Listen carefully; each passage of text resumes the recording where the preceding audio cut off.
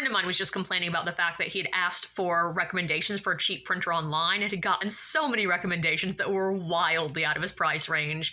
And it reminded me of something I've been thinking about a lot. And that is, I think it's objectively a problem that we here in the US sort of refuse to acknowledge we have an economic class system. And when we acknowledge it, we refuse to pay attention to what it actually is. I remember there was a time in college that I was talking to some friends, and I went to an obscenely expensive college. So all these kids were rich. And they were talking about like, oh yeah, we're in the like lower middle class, maybe upper middle class. And I'm sitting here like, y'all have 3 or 4 homes. One of you has an island, and yeah, it's a small island in a lake, but it's an island.